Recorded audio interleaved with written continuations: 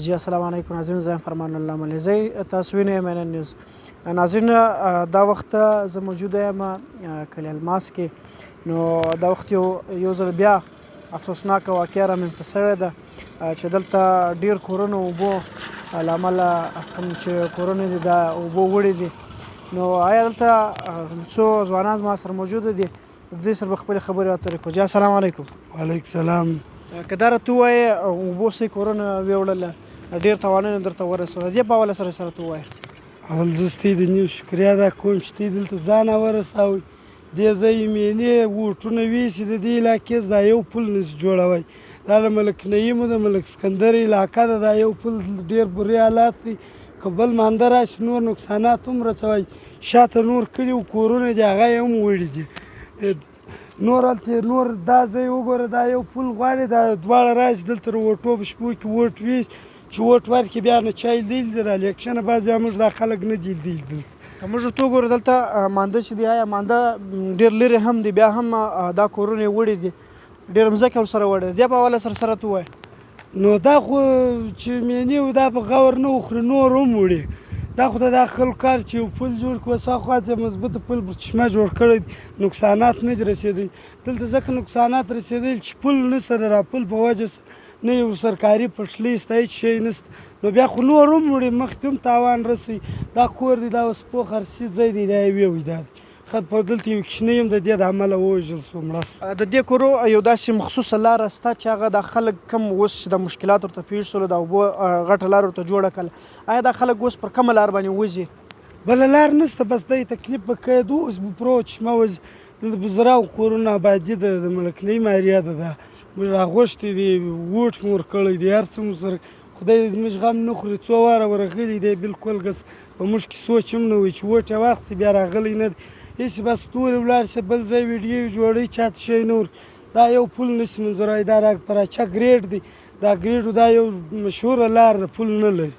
که دا راته ووایه دلته جاني نقصانونه تر رسېدلي دي که نه دي رسېدلي؟ ورسېدلي دي. پرون دلته یو نجلۍ ووژل سوه، مړه سوه.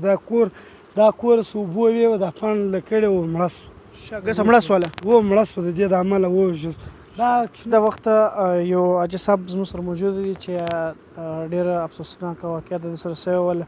لکه څنګه چې پرون کوم بارانونه سوي ولو، د باران له امله څخه د حاجي صاحب کوم کور چې دی، حالانکې هغه مانده ډېر ځل لرې هم دی. که چېرې موږ ورته وګورو د مانده څخه ډېر لرې دی، خو بیا هم د بدمرغۍ څخه د حاجي صاحب کوم کور چې دی هغه اوبه ورته ننوتلې، د اوبه زیاتوالي د وجې څخه د حاجي صاحب کور یې ویوړی.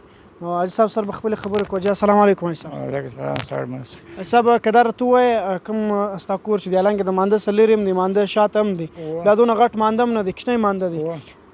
که دا راته ووایې ستا کور به اوبه څنګه راللې، څنګه ورته ننوتلې؟ اوبه خو دا رقم رالې چې دې خوا دا پل و، منډم ډېر ډک رالې، دا پله دغه نه شوه پاسولی، دا پله. نو باره په دا پله سویې راواوښتې، بس دغه شپه رالې په دغه کور په دروازه راننوتلې.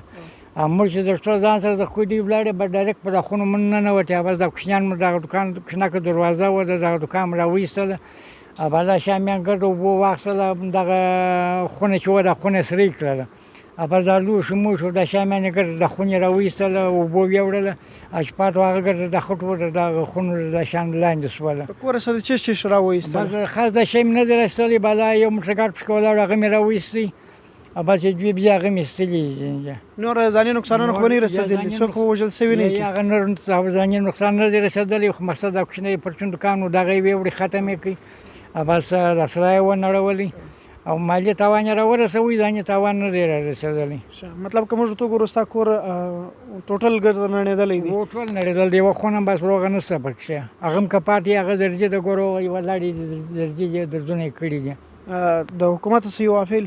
اپیل خو دغه دی چې حکومت یو مدد را سره وکړي چې موږ دغه وسایل برابر کړو او نور مواد کومک را سره وکړي او شیان هم ګرد تللي دي بالا مابین.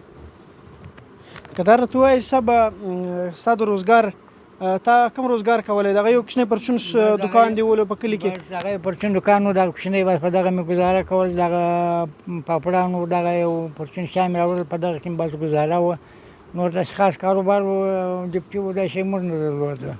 بل داسې ځوانان زمنان لري چې هغه کار کوي یا نه یا کوي؟ د ځوانانو صبر دی دغه شی ستا اوس نو دغه شی هم د دې سره غټې د دغه لکه داسې 15 کالو 14 کال داسې قدر کې دي بل داسې خواري سړی نشته. مطلب په کور کې خواري والا سړی ته هغه ستا هم دکانداري کوم چې دغه ونړېدله هغه دوکانداري شان اخر سره وی وړه ګډه بلاړه سره دکانداري ټوټل ولاړه؟ ټوټل